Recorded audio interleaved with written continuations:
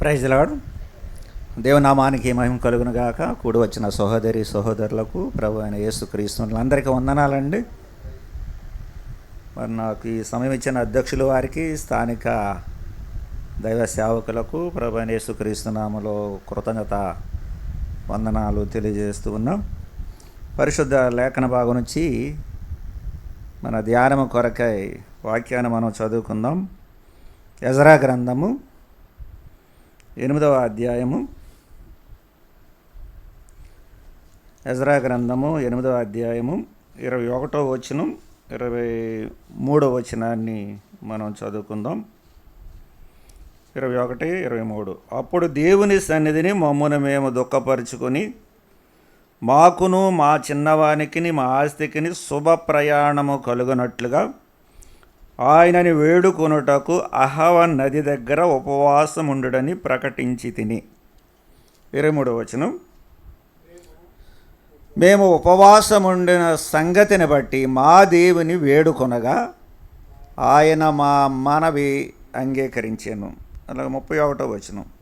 మేము మొదట నెల 12వ దినమందు యెరూషలేమునకు వచ్చుటకై అహవ నది నుండి బయలుదేరగా మా దేవుని హస్తము మాకు తోడుగా ఉండి శత్రువుల నుండి మార్గమందు పొంచి ఉన్న వారి చేతిలో నుండి మమ్మను తప్పించినందున. చిన్న ప్రార్థన చేస్తాను. నాకు కొంచెం కాలు ప్రాబ్లం ఉంది, నేను మోకరించలేను. చిన్న ప్రార్థన చేద్దాం. తల్ల వంచండి. దేవుని యొక్క సహాయం కొరకు చదవబడిన వాక్య భాగం ద్వారా మనందరితో మాట్లాడేలాగిన చిన్న ప్రార్థన చేసుకుందాం. తల్ల వంచండి. ప్రేమగల మా తండ్రి, పరిశుద్ధుడు మా దేవ, ఈ పరిశుద్ధ నామమును బట్టి స్తోత్రాలు. మా ప్రాణప్రియుడు మీ ప్రియకుమారుడైన యేసుక్రీస్తు ప్రశస్త రక్తంలో కడిగి మాకు అనుగ్రహించిన గొప్ప రక్షణ కొరకాయ స్తోత్రాలు. ఈ మొద్దులగూడెం గ్రామంలో మీరు స్వరక్తమిచ్చి సంపాదించిన ఈ స్వర్ణ స్థానిక సంఘాన్ని బట్టి స్తుతిస్తూ ఉన్నాం. ప్రభా, మీ దాస్తులు ఇదిగో నాయన ఏర్పాటు చేసిన ఈ యొక్క ప్రత్యేక ప్రార్థన విజ్ఞాపన కూడికను బట్టి స్తుతిస్తూ ఉన్నాం. మరి స్థానిక పెద్దలు, పరిచారకులు, అలాగే నేను బాధ్యత గల సహోదరులు, సకల పరిశుద్ధులను బట్టి స్తుతిస్తూ ఉన్నాం. ఈ కార్యక్రమం నడిపిస్తున్న దైవజనులను బట్టి స్తుతిస్తూ ఉన్నాం. నేను ఇదిగో ప్రభ, మరి మీ యొక్క చిత్తాన్ని బట్టి అల్పులమైన మమ్ములను ప్రభ మార్గం మధ్యలో తోడుగా ఉన్నారు. మీ బిడ్డల మధ్యకి నడిపించారు. ఇంతవరకు పాటల ద్వారా నీ నామస్మరణ చేసుకుని ఉన్నాం. అల్పుడను, బలహీనుడను, శక్తిహీనుడను ప్రభ, ఏ మంచి నాలో లేనప్పుడు కూడా, అపనమ్మకస్తుడు అయినప్పుడు కూడా నన్ను క్షమించి ప్రభ, నాయనని యొక్క తోటలో పనివారిగా, చేతిలో పాత్రగా చేసుకున్నారు. ఈ రాత్రి ప్రభ నీ బిడ్డల మధ్య ఈ రీతిగా నిలబడి నీ మాటలు పంచుకోవడానికి ఇచ్చిన శ్రేష్టమైన సమయాన్ని బట్టి స్తుతిస్తూ ఉన్నాం. స్థానిక సంఘాన్ని మీరు సమకూర్చారు ప్రభ. చదవబడిన వాక్య భాగం ద్వారా నాతో, మాతో, అందరితో మాట్లాడి మీరు మహిమ పొందమని, వినే వారికి వినబుద్ధి పుట్టించండి. విన్న మాటలు ఫలించినట్లుగా మా హృదయాలు మీరు మెత్తన చేయమని యేసుక్రీస్తు నామమున వేడుకొనుచున్నాము తండ్రి, ఆమేన్. క్రీస్తునందు ప్రియ దేవుని బిడ్డలారా, ఇక్కడ మనం పరిశుద్ధ లేఖన భాగం నుంచి వాక్యాన్ని మనం చదువుకొని ఉన్నాం. ఇది ఎజ్రా గ్రంథంలో మనం చదివిన వాక్య భాగం. మరి ఎజ్రా ఎందుకు ఈ మాట అహవ నది దగ్గర ఏం పెట్టాడంట? ఉపవాసం ఉండుడని ఏం చేశాడంటే ప్రజలను ఉపవాసం ఉండమని చెప్పటం జరిగింది. అది ఎప్పుడు ఏంటి అని మనం చూసినప్పుడు, ఇశ్రాయేలు ప్రజలు చేసిన అపరాధాన్ని బట్టి దేవుడు బబులోను చెరకు వాళ్ళని అప్పగించాడు. 3 దఫాలుగా 3 బ్యాచీలుగా ఏం చేశాడంటే దేవుడు కావాలని దేవుని పిల్లలను చేసిన అపరాధాన్ని బట్టి బబులోను చెరకు అప్పగించాడు అనమాట. 70 సంవత్సరాలు గడిచిన తర్వాత 3 దఫాలుగా మొదటి బ్యాచీలో ఎవరున్నారంటే దానియేలు ఉన్నాడు, రెండో బ్యాచీలో ఎవరున్నారంటే ఎజ్కేలు ఉన్నాడు, మూడో బ్యాచీలో ఇర్మియా ఉన్నాడు అనమాట. ఈ రీతిగా ఎక్కడికి పంపించాడంటే బబులోని చెరకు పంపించాడు దేవుడు. అంతేకాకుండా 70 సంవత్సరాలు గడిచిన తర్వాత ఆ ప్రవచనం నెరవేరిన తర్వాత ఇర్మియా గ్రంథం 25 అధ్యాయాలు అన్నాడు. 70 సంవత్సరాల తర్వాత మరలా నేను తీసుకొస్తానన్నాడు. అదే ప్రకారం 3 బ్యాచీల కింద మరలా తిరిగి తీసుకురావటం జరిగింది. మొదటి బ్యాచ్లో ఎవరున్నారంటే జెరుబ్బేలు ఉన్నాడు. ఆయన వచ్చి ఏం చేశాడంటే మందిరానికి పునాది వేశాడు. రెండో బ్యాచ్లో ఎవరున్నారంటే ఎజ్రా ఉన్నాడు. ఆయన తీసుకొచ్చి ఏం చేశాడంటే ధర్మశాస్త్రం అలా వాడుకలోకి తీసుకొచ్చాడు. అలాగే నెహెమ్యా ఉన్నాడు. ఆ నెహెమ్యా వచ్చి ఏం చేశాడంటే యెరూషలేము యొక్క ప్రాకారాలకు ఆయన ఏం చేశాడు, పునాది వేసి ప్రాకారాలు కట్టడం జరిగిందనమాట. ఆ రీతిగా ఈ 3 దఫాలుగా ఏం చేశాడంటే ఇశ్రాయేలు ప్రజలను మరలా తన స్వదేశానికి తీసుకురావటం జరిగింది. ఎజ్రా ఈ 2వ బ్యాచ్లోని ఎజ్రా ఈ ప్రజలను తీసుకొచ్చే క్రమంలో ముందుగా అక్కడ నుంచి బయలుదేరిన తర్వాత, బబులోను దేశం నుంచి బయలుదేరిన తర్వాత ఏం చేశాడంటే వాళ్ళని ఉపవాసం పెట్టాడంట. ఎందుకని? సుఖ ప్రయాణము, దేవుని యొక్క కరుణగల హస్తము తోడుగా ఉండాలి, దేవుని యొక్క హస్తము తోడుగా ఉండాలి. ఎటువంటి ఆ మార్గ మధ్యలో శత్రువుల యొక్క మరి ఎటువంటి హాని కూడా కలగకుండా సుఖమైన ప్రయాణము దేవుడు దయచేలాగా ఏం చేశాడంటే ఉపవాసం పెట్టాడు. ఎక్కడంటే అది ఎక్కడంటే ఒక నది దగ్గర, అహావ్ అనే నది దగ్గర. అహావ్ అనే మాటకు అర్థం ఏంటంటే మమ్ములను బ్రతికించవా. ఏంటండి? మమ్ములను బ్రతికించవని అర్థం వస్తుంది అనమాట. అహావా అనే నది దగ్గర, అక్కడ మీరు అండర్లైన్ చేసుకోండి, బ్రతికించవా అంటే ఏంటి? ఎజ్రా ఎందుకు బ్రతికించవా అనే మాట అక్కడ మాట్లాడుతున్నాడంటే ఇశ్రాయేలు ప్రజల యొక్క పరిస్థితి ఎలాగుందంటే అలాగే చచ్చిన శవాల్లాగా ఎండిన ఎముకల్లాగా ఉంది పరిస్థితి. ఎస్కేలు గ్రంథం 37:11 వచనంలో చూసినప్పుడు ఎలాగుందంటే వాళ్ళ పరిస్థితి, వాళ్ళు బ్రతికే ఉన్నారు కానీ వాళ్ళు ఏమీ లేదంటే జీవాత్మ అనేది లేదు. ఎందుకనంటే ఆ జీవాత్మను పోగొట్టుకున్నారు. కారణం ఏంటంటే వాళ్ళు చేసిన పాపం. ఏంటి వాళ్ళు చేసిన పాపం అంటే ఇంతకీ? 1 విగ్రహారాధన, 2 ధర్మశాస్త్రాన్ని నిరర్ధకం చేశారు, 3వది ఏంటంటే మరి అన్య స్త్రీలను పెళ్లి చేసుకున్నారనమాట. అంటే లైంగిక అపవిత్రత. ఈ 3 చేసిన ఈ 3 పాపాలను బట్టి ఇశ్రాయేలు యొక్క పరిస్థితి ఎలాగుందంటే చచ్చిపోయిన శవాల్లాగా ఎండిపోయిన ఎముకల్లా ఉంది. అందుకే బబులోను చెరకు అప్పగించాడు. మళ్ళీ 70 సంవత్సరాల తర్వాత మరలా బయటకు అంచెలంచెలుగా 3 బ్యాచీల కింద బయటకు తీసుకురావటం జరిగింది. ఇక్కడ మరి జెరుబ్బాబెల్ వచ్చి ఏం చేశాడంటే మందిరాన్ని కడితే, ఎజ్రా వచ్చి ఏం చేశాడు చెప్పండి? ధర్మశాస్త్రాన్ని, నిరర్ధకమైపోయిన ధర్మశాస్త్రాన్ని మరలా వాడుకలోనికి తేవటం జరిగింది. అలాగే నెహెమ్యా వచ్చి ఏం చేశాడంటే ప్రాకారాలు కట్టడం జరిగిందనమాట. మరి ఈ 3 ఏది శ్రేష్టమైంది అని మనం చూసినట్లయితే ఏది శ్రేష్టమైందండి? దేవాలయం శ్రేష్టమైంది. దేవాలయం ఎందుకు? ఆరాధన కేంద్రం. యూదులకు ఆరాధన కేంద్రం యెరూషలేము యొక్క దేవాలయం అనమాట. అలాగే ప్రాకారాలు మనం చూసినట్లు అది దేనికి సాదృశ్యంగా ఉందంటే ప్రార్థన జీవితానికి సాదృశ్యంగా ఉంది. ఆరాధన లేదు, ఆరాధన నిరర్ధకం అయిపోయింది, ప్రార్థన నిరర్ధకం అయిపోయింది, దేవుని యొక్క వాక్యం కూడా నిరర్ధకం అయిపోయింది. ఎక్కడుండగా?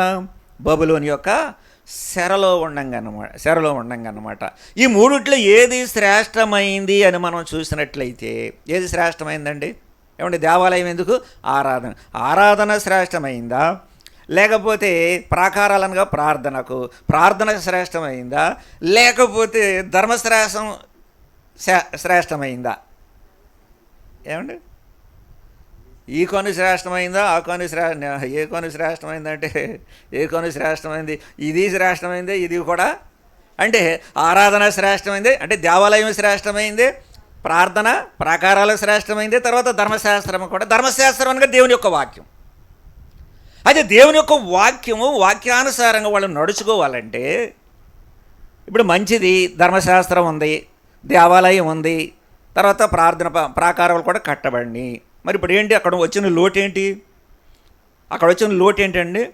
ఏమండి? ధర్మశాస్త్రం లాగా, ఆరాధన లాగా, లేకపోతే ప్రార్థనలాగా ఉండాలి అంటే ఇప్పుడు ఎవరు కట్టబడాలి? మందిరం కట్టబడింది, ప్రాకారాలు కట్టబడి. ఇప్పుడు ఎవరు కట్టబడాలి చెప్పండి? ప్రజలు కట్టబడాలి. ప్రజలు కట్టబడకుండా ఏమండి ఇవన్నీ ఉంటే మాత్రం ప్రయోజనం ఏముంది? అందుకే వాళ్ళు ధర్మశాస్త్రం విషయంలో వాళ్ళు దేవుని దృష్టి పాపం చేశారు కాబట్టి, అంతేకాదు దేవుని కంటే విగ్రహాలకు ఎక్కువ ప్రాధాన్యత ఇచ్చారు కాబట్టి, అంతేకాకుండా ఇంకా 3వది ఏం చెప్పండి? లైంగిక అపవిత్రత. అన్య స్త్రీలను వాళ్ళు పెళ్ళిళ్ళు చేసుకున్నారు కాబట్టి, అందును బట్టి ఆ బబులోను చెరకు అప్పగిస్తే పని వచ్చిన తర్వాత వీళ్ళు చేసింది ఏంటంటే మళ్ళీ అదే తంతు మొదలుపెట్టారు వీళ్ళు. అందుకు ఎజ్రా ఏం చేశాడంటే గొప్ప సంస్కరణ చేశాడండి. సంస్కరణ ఉద్యమం అనమాట. ఎజ్రా కాలంలో గొప్ప ఉద్యమం వచ్చింది. ఎజ్రా కాలంలో గొప్ప ఉజ్జయం వచ్చిందనమాట. ఆ ఉజ్జయం రావటానికి గల కారణం ఏంటని మనం చూసినట్లయితే, ఉజ్జయం ఎప్పుడు వస్తుంది? ఒకటి ప్రార్థన, రెండోది వాక్యం. ఒకటి ప్రార్థన, రెండోది వాక్యం అన్నమాట. వాక్యము లేకుండా ఉజ్జయం అనేది లేదు, రాదు, వచ్చినది సరైంది కాదనమాట. కొంతమంది ఉద్రేకాన్ని ఉద్యమం అని అనుకుంటారు. ఉద్రేకానికి ఉద్యమానికి తేడా ఉందండి. ఉద్యమం ఎప్పుడు వస్తుందంటే వాక్యం, ఎక్కడైతే వాక్యము అందించబడుతుందో, ఎక్కడైతే ప్రార్థన జీవితాలు ఉంటాయో అక్కడ మాత్రమే ఉద్యమం వస్తుంది అనమాట. ఇక్కడ ఈ మన గ్రామంలో, ఈ మద్దులగూడెం గ్రామంలో, ఈ స్థానిక సంఘంలో ఉద్యమం రావాలి. ఉద్యమం రావాలంటే ఏం చేయాలి చెప్పండి? దేవుని యొక్క వాక్యం కావాలి. దేవుని యొక్క వాక్యమే కాదు కానీ ప్రార్థన కూడా ఉండాలన్నమాట. ఈ రెండు ఉన్నప్పుడు మాత్రం ఉజ్జయం వస్తుంది.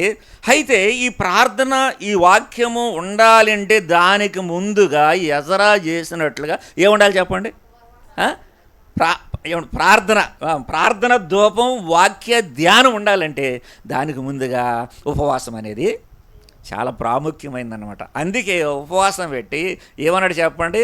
అహవా నది దగ్గరే ఎందుకు ఉపవాసం పెట్టాడంటే, మరలా మమ్మలను బ్రతికించమంటే ఏమైపోయారు చెప్పండి? చెప్పాను కదా, ఏమైపోయారు వాళ్ళు? ఎండిన ఎముకలు, చచ్చిన శవాలాగా ఉన్నారనమాట. కనుక వాళ్ళు మరలా బ్రతకాలంటే ఉపవాసం పెట్టాలి, వాక్యం ఉండాలి, ప్రార్థన ఉండాలన్నమాట. అయితే మరి ఆ కాలంలోనే కాదు, ఈ కాలంలో మనం చూసినప్పుడు క్రైస్తవ సంఘాల్లో ఉద్యమం అనేది అంతగా కనపడట్లేదు. ఉద్యమం చల్లారిపోతుంది అనమాట. పరిస్థితులు చూసినట్లయితే, అయ్యో పూర్వకాలంలో భక్తులు ఉన్నప్పుడు ఎంత ఉద్యమంగా కార్యక్రమాలు, దేవుని సేవ జరిగేది, ఆత్మలు రక్షించబడేది. మరి ఆనాటి ఉద్యమం ఈనాడు ఎందుకు లేదు?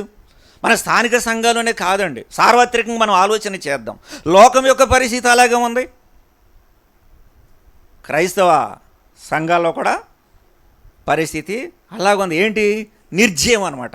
అందుకే ఎఫెసీ పత్రిక 2వ అధ్యాయం 1వ వచనంలో ఏమన్నాడు చెప్పండి? పాపముల చేతను అపరాధముల చేతను చచ్చిన వారమై ఉండంగా. తిమోతి పత్రిక 1వ పత్రిక 5వ అధ్యాయం 6వ వచనంలో చూస్తున్నప్పుడు ఇక్కడ ఏమంటాడంటే, సుఖభోగములు, ఇక్కడేమో పాపాలు దోషాలు, అక్కడ సుఖమో భోగం. సుఖభోగములందు ప్రవర్తించినది బ్రతికుచున్న సచ్చినదై ఉండని అంటున్నాడు. అంతేకాదండి, చెడు సహవాసాలు, చెడ్డ అలవాట్లు. చెడు సహవాసాలు, చెడ్డ అలవాట్లు అంటే యవనస్తులు ఎక్కువగా అదే.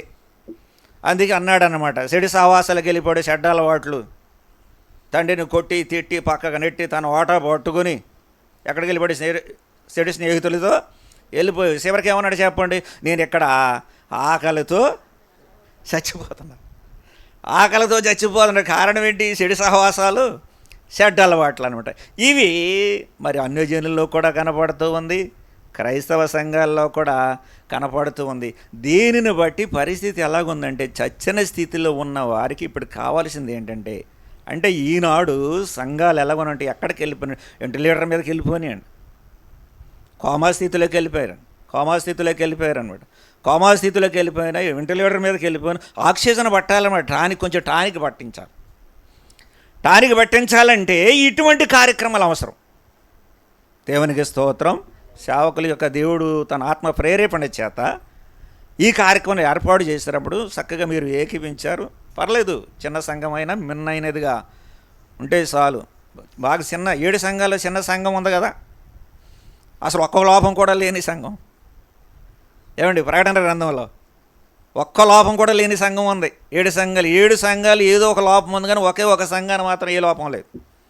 అంతే కదా, శివర సంఘాలు అన్నారు, నువ్వు జీవించు అన్న పేరు మాత్రం ఉన్నది. సార్దీస్ సంఘంతో ఆ మాట అన్నాడు. శివర సంఘం అని లౌదేకే సంఘంతో అన్నాడు, నువ్వు ధనవంతుడు అని చెప్పుకొనుచున్నావు కానీ నువ్వు దరిద్రుడు అన్నాడు. కానీ స్వర్ణ సంఘంతో చెప్పిన మాట, స్వర్ణ అంటే మీరేనా? స్వర్ణ సంఘంతో చెప్పిన మాట ఏంటో తెలుసా? నీ దరిద్రత నేను ఎరుగుదు, అయిన నీవు. ఎంత మంచి సాక్ష్యం వచ్చాడు, దేవునికి స్తోత్రం.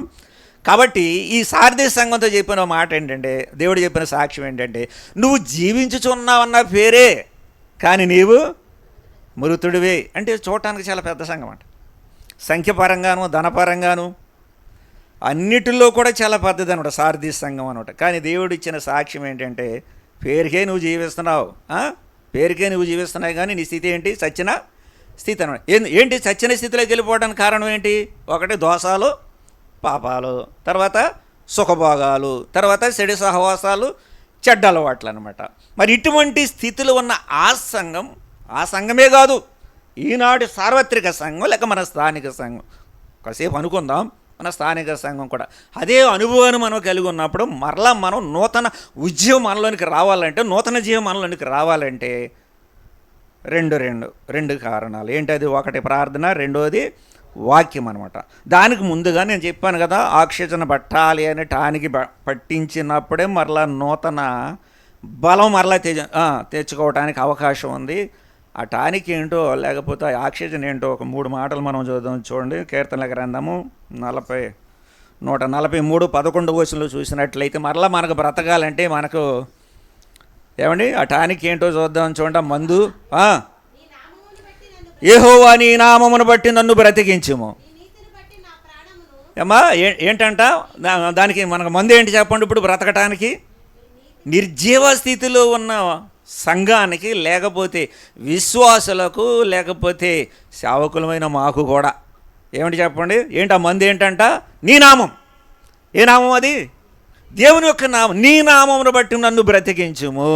దేవుని యొక్క నామాన్ని బట్టి మరలా బ్రతికించాలంట. రెండోదిగా చూసినట్లయితే 119:25 వచనం చూసినట్లయితే 3 చెప్పాను కదా, 3 రకాలుగా చచ్చిన స్థితిలో వెళ్ళిపోయిన ఈ ప్రజలకు కావాల్సింది ఏంటంటే ఏంటో ఆ మంది ఏంటో? ఒకటే ఆయన నామం, నీ నామను బట్టి నన్ను బ్రతికించము. రెండోది నా ప్రాణము మంటిని అంటుకొనుచున్నది, నీ వాక్యము చేత నన్ను బ్రతికించు. దేని చేత అంటండి? వాక్యము చేత బ్రతికించు. ఇప్పుడు ఆయన నామం గొప్పదా, ఆయన వాక్యం గొప్పదా? అవునండి, అన్ని నామముల కంటే పైనామం, ఉన్నతమైన నామం యేసు నామం. ఆయన నామం గొప్పదే. కానీ కీర్తన 138:2 చూసినట్లయితే ఏమంటున్నాడంటే, నీ నామం అంతటికంటే నీవు ఇచ్చిన వాక్యమును గొప్ప చేసి ఉన్నావు. నీ నామం అంతటికంటే నీవు ఇచ్చిన వాక్యమును గొప్ప అంటే ఆయన నామము గొప్పది, ఆయన నామం కంటే ఇంకా ఆయన వాక్యం మరీ గొప్పదన్నమాట. ఆ వాక్యం చేత బ్రతికించబడాలి. ఎందుకు ఆ మాట అన్నాడంటే, చాలామంది ఆయన నామాన్ని కలిగి ఉన్నారు కానీ ఆయన వాక్యానుసారంగా మాత్రం చేయట్లే. మరి చాలాసార్లు చూసింది ఏంటంటే, వాక్యానికి అంత ప్రాధాన్యత లేదండి అమ్మా.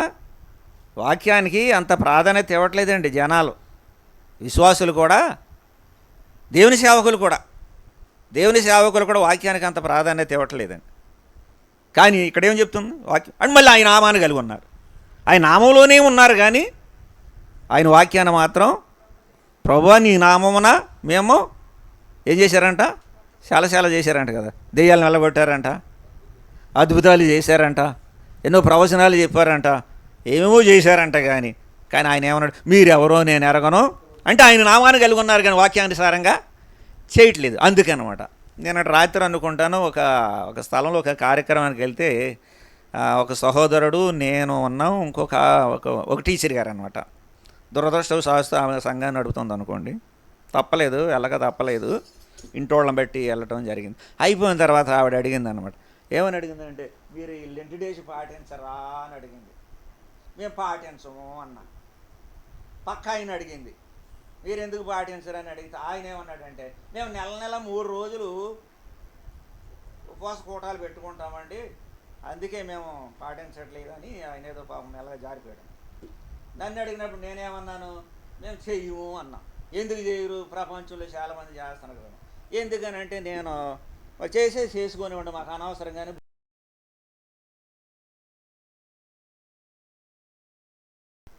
ఏమండి ఆవిడ ఏంటంటే మీరు మాట్లాడితే వాక్యం అంటారు, లేఖనం అంటారు, బైబిల్ అంటారు అని చెప్పేసి ఇలా మాట్లాడుతుంది ఆవిడ. ఇంకేం చెప్తాం? వాక్యం అనకూడదంట, లేఖనం వాక్యం లేకుండా ఎందుకండి మనము? ఏమండి అంటే ఏంటి?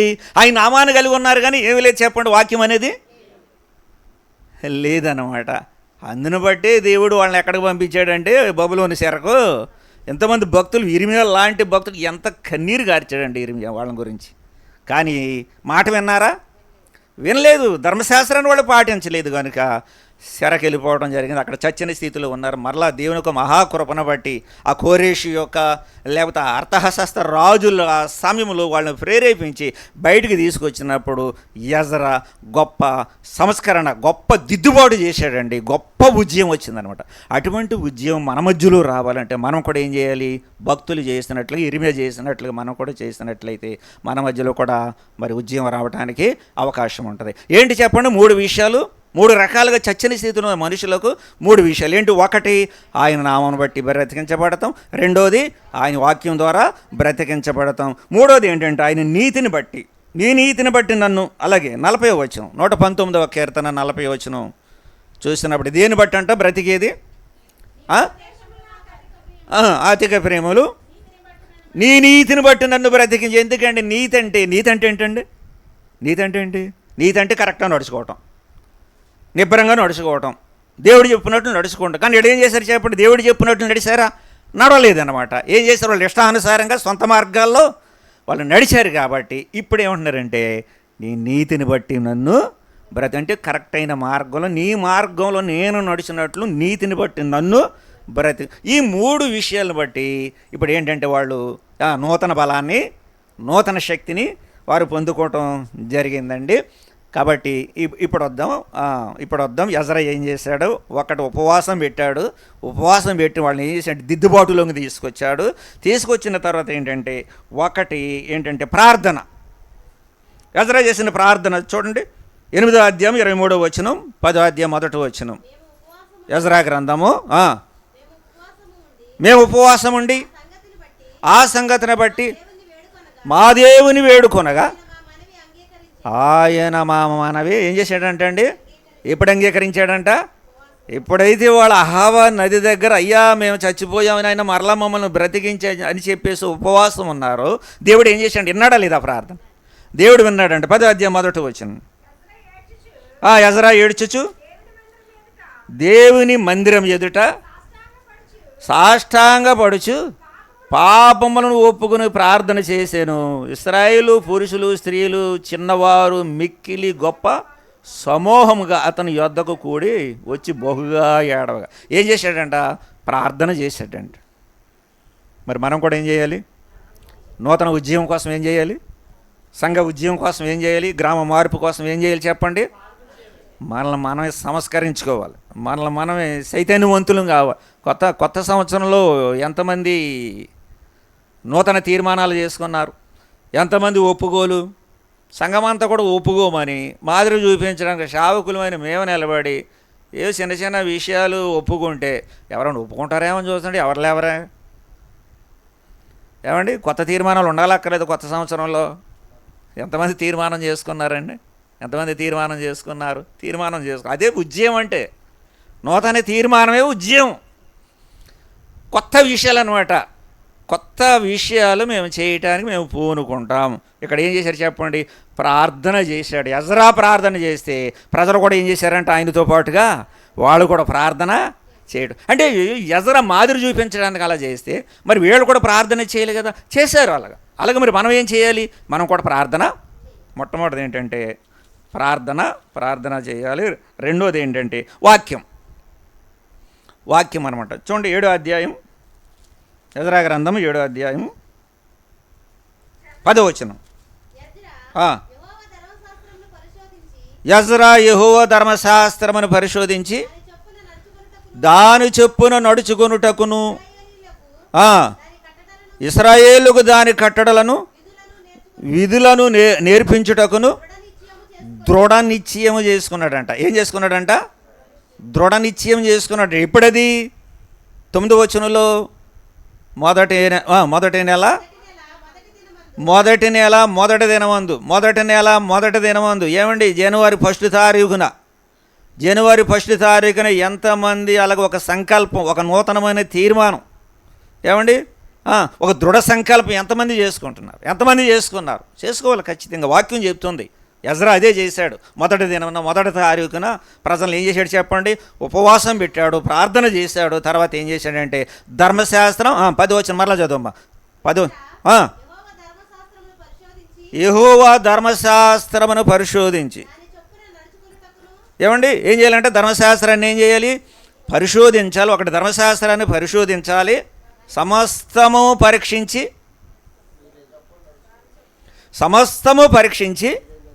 ఏం చేయాలంటే మేలైన దాన్ని పరీక్ష చేస్తున్నారా? ఎప్పుడైనా సేవకులు అయిన ప్రశ్నలు అడిగారా? అర్థం అవునప్పుడు, అయ్యా ఇదేంటి, ఇది మాకు అర్థం కావట్లేదు, అర్థం చెప్పండి అని అడిగారా? ఎవరు అడుగుతారు ప్రశ్నలు? ఏమండి టీచర్ గారు పెద్దగా ప్రశ్నలు అడుగుతున్నారంటే దాని అర్థం ఏంటి? వీడు బాగా చదువుతున్నాడు అని అర్థం. అలాగే మనకు తెలియని విషయాలు ఉంటాయి కొన్ని, అడగాల. ఏమండి తప్పేం కాదు అది. ఏమండి పరిశీలన చేస్తున్నప్పుడు ఏం చేశారంటే వాళ్ళు పౌలు శీలలు చెప్పిన సంగతులు అలా ఉన్నావో లేవో అని ప్రతిదినం ఏం చేశారంట? బెరే సంఘస్థులు ప్రతిదినం ఏం చేశారంట? లేఖనాల్ని పరిశీలన చేశారంటండి. దివారాత్రులు దీన్ని ధ్యానించేవాడు ధన్యుడు అన్నమాట. చూసారా, ఎజ్రా దేవుని యొక్క వాక్యానికి ఎంత ప్రాధాన్యత ఇచ్చాడో. ఎందుకనంటే ఒకప్పుడు వాళ్ళ ధర్మశాస్త్రం నుంచి వాళ్ళు తప్పిపోయారనమాట.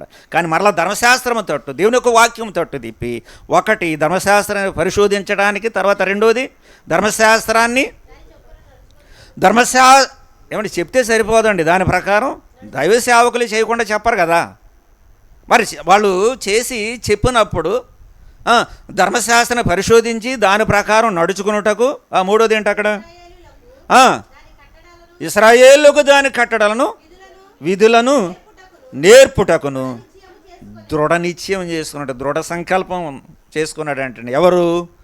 ఎజ్రా అన్నమాట. ఎజ్రా ఇక్కడ 7వ అధ్యాయం 6 వచనంలో చూసినట్లయితే ధర్మశాస్త్ర పద్ధతి చొప్పున అతడు శాస్త్రి అంట. శాస్త్రి అని పేరు పెట్టారు, ఆయన పెట్టుకోలేదు శాస్త్రి అని. ఎజ్రా శాస్త్రి అంటాం కదా, ఆ పేరు ఆయన పెట్టుకున్నది కాదు. ఎందుకనంటే అతడుకున్న దేవుని యొక్క వాక్యంలో ధర్మశాస్త్రంలో ఉన్న తనకున్న పాండిత్యాన్ని బట్టి ఏం చేశారంటే అక్కడున్న ప్రజలు ఆయనకు ఆ పేరు పెట్టారు, శాస్త్రి అయిన ఎజ్రా అని పేరు పెట్టారనమాట. ఎందుకని? అతడు పరిశోధిస్తాడు, ఇశ్రాయేలుకు బోధిస్తాడు, దాని ప్రకారం నడుచుకుంటాడు కాబట్టి. ఒకటి ఏంటంటే ప్రార్థన. మరి మన ప్రార్థనలు ఎలా ఉన్నాయి? రకరకాల ప్రార్థనలు ఉంటాయి. మేము చూస్తుంటాం, కొంతమంది ఏం చేస్తారంటే మైకులు బలి చేసేస్తుంటారు ప్రార్థన. కొంతమంది స్త్రీలు ప్రార్థన బలి చేసేస్తుంటారు. మరి వాళ్ళు సొంతంగా వ్యక్తిగతంగా దేవునితో సహవాస సంబంధం ఉంటుందో లేదో తెలియదు. కానీ ఉపవాసం ఉన్నప్పుడు ఖచ్చితంగా ఏముండాలంటే, కొంతమంది ఉపవాసం ఉండి ఏం చేస్తారంటే మేము ఉపవాసం ఉన్నామని చెప్పేసి ఊరెళ్ళిపోతారు.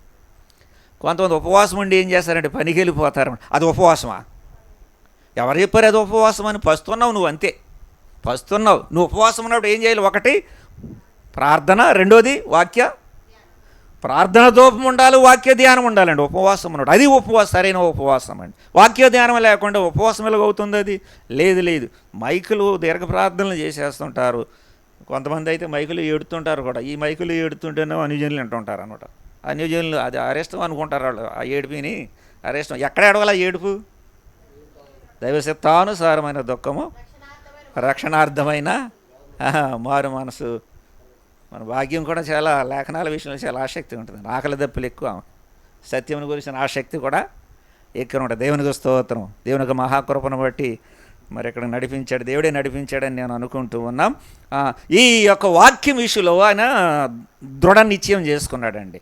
సరే, మంచిది. తర్వాత మాట మనం చూసినట్లయితే ఇక్కడ ప్రార్థన ఉంది, తర్వాత వాక్యం ఉంది. ప్రార్థన తట్టు వాక్యం తట్టు ప్రజలని తిప్పాడు. ఇప్పుడు వాళ్ళలో ఏం రావాలి? ఒప్పుకోలు అనేది రావాలి. ఒప్పుకోలు రావాలంటే ఈయన ఏం చేశాడు చూడండి, 10వ అధ్యాయం 1వ వచనంలో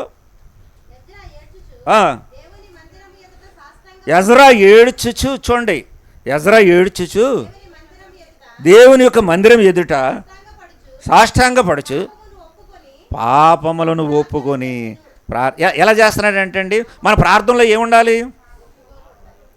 యేసుప్రభు నేర్పించాడు కదండి. యేసుప్రభు నేర్పించిన ప్రార్థనలో ఏముందంటే ఆరాధన ఉంది, తర్వాత స్తుతి ఉంది, ఒప్పుకోలు ఉంది, విజ్ఞాపన కూడా ఉన్నది. 4 భాగాలు ఉంటాయి ఆ ప్రార్థనలో. మనకు అదే మాదిరి, అదే మనకు దిక్సూచి. మనకి ఎవరు నేర్పించక్కలే, ఎవరి దగ్గర మనం ప్రార్థన నేర్చుకోవాల్సిన అవసరత లేదు. ఎక్కడ నేర్చుకోవాలి? యేసుప్రభు దగ్గరే మనం నేర్చుకోవాలి. మనం అనుదిన ప్రార్థన అండి. మన ప్రార్థనలు ముందుగా దేవుని గణపరుస్తాం, తర్వాత దేవుని స్తుతిస్తాం, చేసిన వాటిని బట్టి స్తుతిస్తాం. ఆరాధన అంటే దేవుని గొప్ప చేయటం, స్తుతి అనగా చేసిన దాన్ని బట్టి మనం చెల్లించడం. ఆరాధన అర్పించేది, స్తుతి చెల్లించేది, విజ్ఞాపన చేసేది ఇతరుల కొరకు లేక మన కొరకు ప్రార్థన చేసేది. అందులో ఏముంటుందంటే మా పాపములు మేము ఏమండి మాకు మా అపరాధములు చేసిన వారు మేము క్షమించిన ప్రకారం మా అపరాధములు, అది ఒప్పుకోలు. కొన్ని ప్రార్థనలు సునీతి సంబంధమైన ప్రార్థనలండి, ఎంత పరిశీలన చేసినా కొంచెం కూడా ఒప్పుకోలు కనపడదాన్ని. అంటే కొంతమంది అనుకోవచ్చు, ఏమంటే మేము పాపం చేస్తున్నామా, ఎప్పుడూ మేము ఇవన్నీ కూడా ఒప్పుకున్నాం, మేము బాప్తిసం పొందాం, రక్షణ పొందాం, ప్రభులోకి వచ్చాం, మళ్ళీ ఒప్పుకోవటం ఏంటంటే, ఏమంటే ఎప్పుడూ మనం స్నానం చేసాం ఓకే, కానీ కాళ్ళు కడుక్కోవట్లేదా? కాళ్ళు కడుక్కోవాలి కదా, ప్రతిదినం కాళ్ళు కడుక్కోవాలి కదా. ఏంటి చిన్న చిన్న విషయాలండి, పెద్ద పెద్ద తప్పులేం కాదు ఇది ఒప్పుకోవటానికి. చిన్న చిన్న విషయాలు, పెద్ద పెద్ద తప్పులు చేయము దేవుని బిడ్డలుగా మనం. ఏమండి అది సేవకులు కానివ్వండి, విశ్వాసులు కానివ్వండి, పెద్ద పెద్ద తప్పులేమి చేయరండి. చిన్న చిన్నవి, చిన్న చిన్న లోపాలు, ఏదో గప్పుకుని చూడటం, ఏదో మాట్లాడకూడదు మాట్లాడేస్తుంటాం, ఏదోటి రావాల్సిన విధానం రాలేకపోవటం, ప్రార్థించవలసిన విధానం ప్రార్థన చేసుకోలేకపోవటం, ఏమండి కొన్ని రెండు మాటలని ఇతరులకు చెప్పకపోవటం, ఇవన్నీ కూడా చిన్న చిన్న లోపాలా కాదా మన దగ్గర? అవన్నీ కూడా మనం ఒప్పుకోవాలి అక్కర్లేదా?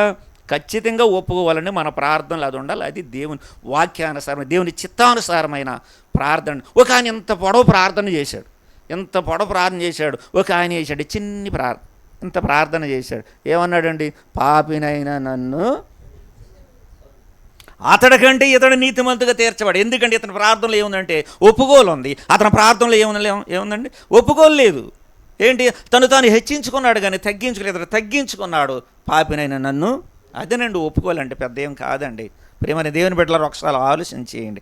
ఇశ్రాయేలు ప్రజల్లో అది లేదు కాబట్టి మరి వాళ్ళు సరిదిద్దటానికి, ఒక దిద్దుబాటు చేయటానికి, చైతన్యవంతులను చేయటానికి, ఉద్యమంలోనికి తీసుకురావటానికి ఎజ్రా చేసిన సంస్కరణ మనం అనుదినం కూడా మనం మరి జ్ఞాపకం చేసుకుంటూ మనం కూడా ఆ రీతిగా మనం నడుచుకున్నట్లయితే దేవుడు మనల్ని గొప్పగా ఆశీర్వదిస్తాడు, గొప్ప ఉద్యమాన్ని మనకు కూడా దయచేస్తాడు. ఏం చేశాడు చెప్పండి? ఎజ్రా ఏం చేశాడండి? తన పాపములు ఒప్పుకొనుచు. ఎజ్రా పాపం చేశాడా? ఎజ్రా పాపం చేశాడండి? ఎక్కడ ఎజ్రా పాపం చేసినట్టు లేదు, కానీ మరి పాపాలు ఒప్పుకుంటున్నాడు. అదేంటి? అది వాక్యానుసారం అంతే. మోషే పాపం చేశాడా? పాపాలు ఒప్పుకుంటున్నాడు. దానియేలు పాపం చేశాడా? పాపాలు ఒప్పుకుంటున్నాడు. అలాగే ఎంతోమంది భక్తులు మనం చూస్తాం. ఒక స్త్రీ కూడా అతని పాపం నాదని అనుకోమని అంది. ఎవరమే? తన భర్త చేసిన పాపం అబిగయలు ఏమందండి? నా పాపం అనుకో అని చెప్పేసి దావీదు దగ్గర మొరపెట్టుకుందనమాట. దేవునికి స్తోత్రం. అలాగే మనం చేయకపోవచ్చండి. మన కుటుంబీకుల యొక్క పరిస్థితులు ఏంటి, అది కూడా మనం ఒప్పుకోవాల్సిన అవసరం. జాతీయ పాపం అంటారు దాన్ని.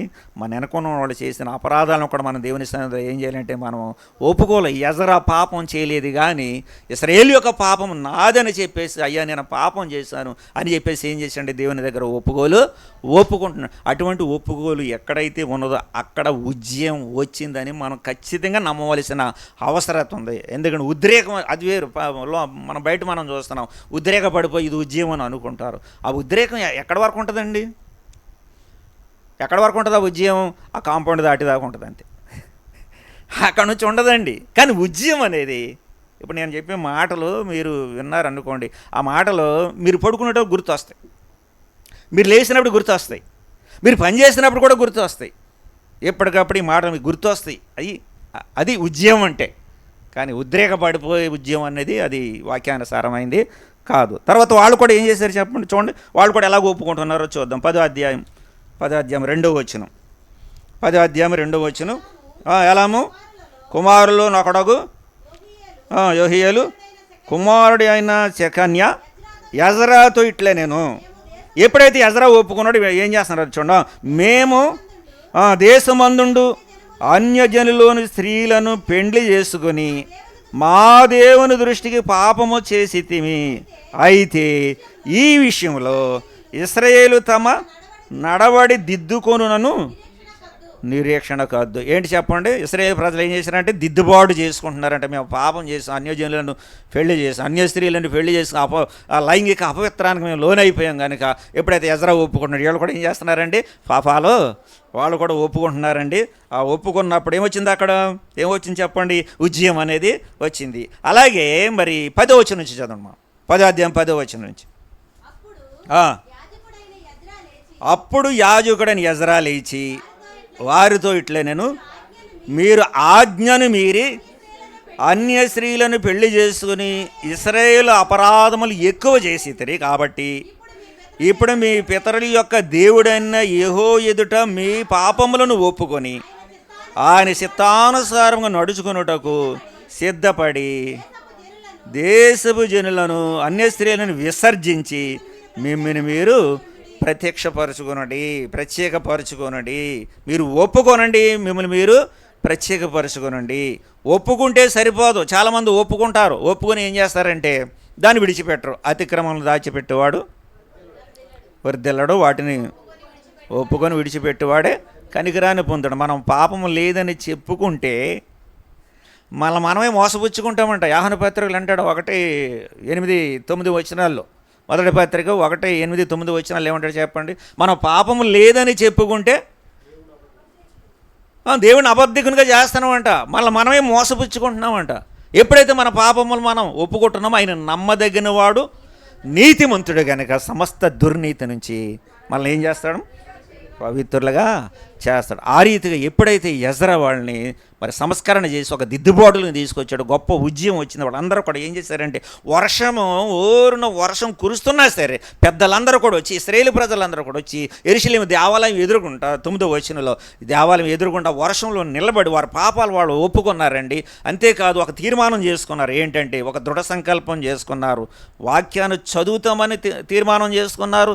తర్వాత మేము అన్య స్త్రీలను విడిచిపెడతామని చెప్పేసి తీర్మానం చేసుకున్నారు.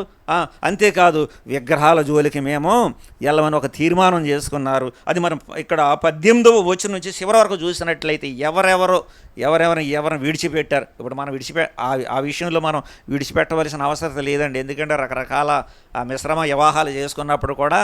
కానీ వాళ్ళతో ఉండవలసి అంటే మనలో ఉండే లోపాలు మనం ఉంటే అటువంటి స్థితి మనలో లేనప్పుడు కూడా వాళ్ళ స్థితి వేరు, మన స్థితి వేరు. ఏమన్నా లోపాలు మనలో ఉన్నట్లయితే వాళ్ళు ఎలాగైతే భార్యలను కూడా విడిచిపెట్టేశారండి. వాళ్ళు ఏది ఎజ్రా చేసిన దిద్దుబాటుకు వాక్యానికి లోబడి వాళ్ళు ఉద్యమం వచ్చేసింది అనమాట. ఉద్యమం వచ్చేసినప్పుడు స్త్రీలను విడిచిపెట్టేశారండి. అంత గొప్ప ఉద్యమం వచ్చింది అక్కడ. మనం అటువంటివి చేయవలసిన అవసరం లేదు, కానీ మనం విడిచిపెట్టవలసినవి చాలా ఉంటాయి.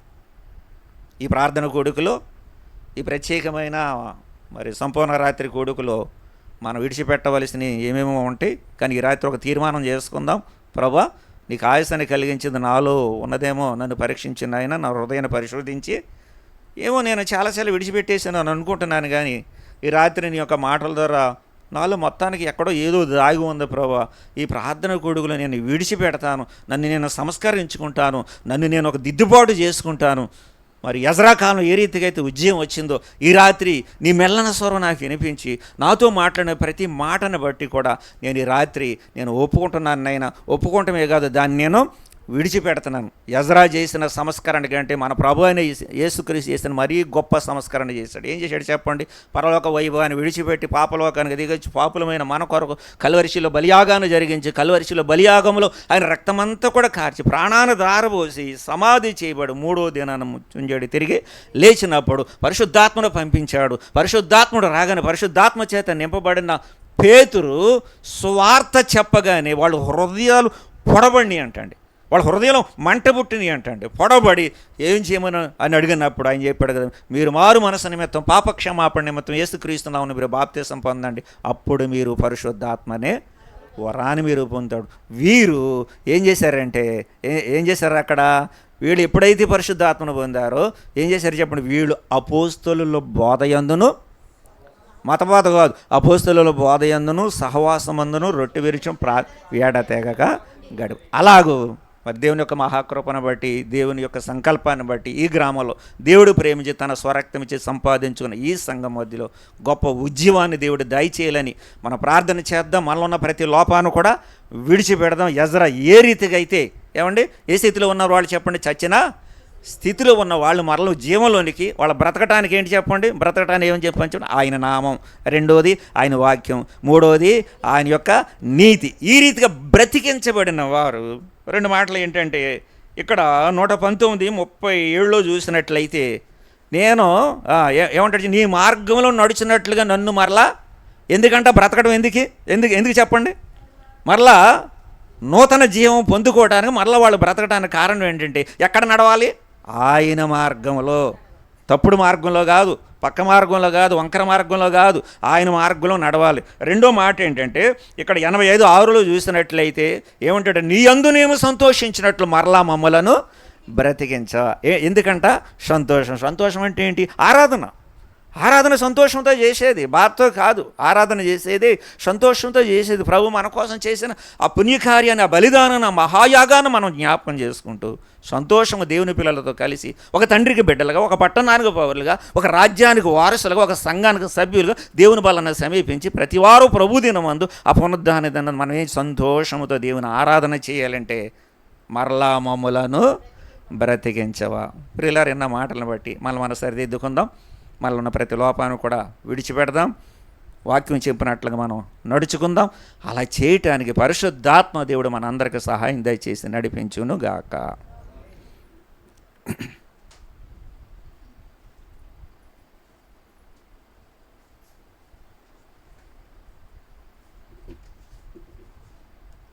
మనం అందరూ లేచి నిలబడి పాట పాడుకుంటాం.